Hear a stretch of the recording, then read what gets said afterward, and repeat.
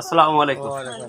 আসলে শোনেন, আপনাদের হলো একটা কথা চাচি, একটা কথা বলি, আপনারা শুনেছেন না, রেমাল বলে একটা ঝড় আমাদের এই যে বাংলাদেশে উপকূলীয় অঞ্চলে দক্ষিণ বঙ্গোপসাগরের উপকূল দিয়ে যে বাগেরহাট, খুলনা, সাতক্ষীরা এইভাবে দিয়ে একটা ঝড় হবে। এই আত্মরক্ষার জন্য আমরা আশ্রয় কেন্দ্রে যাই, পাকা বিল্ডিং ছাদের বাড়ি চলে যায়। কিন্তু আপনার আশেপাশে অবলা যে প্রাণীগুলো, যে গরু ছাগলগুলো থাকে না, এগুলো কিন্তু আপনি বাড়ি রেখে যান।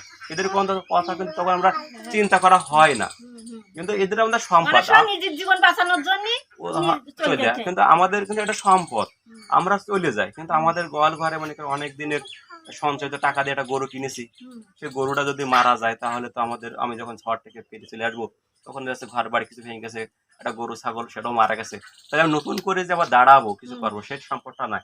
তো ওই সময় যদি আমার ছাগলটা, আমার গরুটা আমি যদি যাবার সময় হাতে করে নিয়ে যাই, যে বাড়ি যাবো, যে ছাদের বাড়ি বারান্দায় রাখলাম, যদি কোনো রুম ফাঁকা থাকে সেখানে রাখলাম, কষ্ট করে একটা রাখলাম, তাহলে কিন্তু আমার বাড়ি যদি ক্ষতিগ্রস্ত হয় আমি ছাগলটা গরুটা বিক্রি করে আমি আমার এই ক্ষতি সাধনটাও করতে পারবো, ঘর বাড়ি ঠিক করতে পারবো। আর তারপরে ওরাও কিন্তু একটা জীব, ওরাও কিন্তু কষ্ট পাচ্ছে ওই সময়। আপনার গোয়াল ঘরটা যদি এমন হয় যে টিনের চাল, অ্যালবেস্টারের চাল, এই যে নাড়াচাড়া চাল ঝড়ে ভেঙে যেতে পারে, উড়ে যেতে পারে, আপনি কি করবেন, একটা খোটা পুঁতে সুতো, দড়ি, তার টানাতে রাখবেন যাতে ঝড়ে উড়ে না নিয়ে যায়। ঝড়টা হলো অনেক হচ্ছে গতিবেগ সম্পন্ন এবং অনেক মারাত্মক ঝড় হতে পারে, আমাদের অনেক ক্ষতি সাধন হতে পারে। আমরা ঝড়ের সময় কি করি, আমরা আমাদের হচ্ছে এটা এটা করা যাবে না।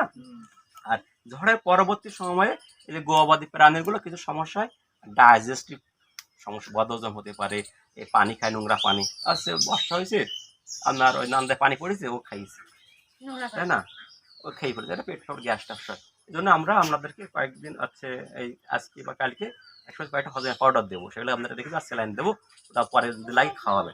আর এখন যে প্রচণ্ড গরম হচ্ছে, হঠাৎ গরম, বিরাট গরম, গরু ছাগলগুলো আপনারা 10টা পর থেকে আর রোদে রাখবেন না, 4টে পর্যন্ত সব ছায় গাছগুলো রেখে দেবেন, আর স্যালাইন খাওয়াবেন, গোসল দেবেন। আমরা একটা করে এই যে কাগজ দিচ্ছি, এখানে গরু ছাগল হাঁস মুরগি গরমের কি করা দরকার এগুলো লেখা আছে বাংলায়, এতে পড়বেন। হ্যাঁ, এগুলো সবাই পড়বেন, আর হলো দু একজনকে বলবেন যে এটা গরমের সময় কি করা যায়। এই নেন আপনি এখানে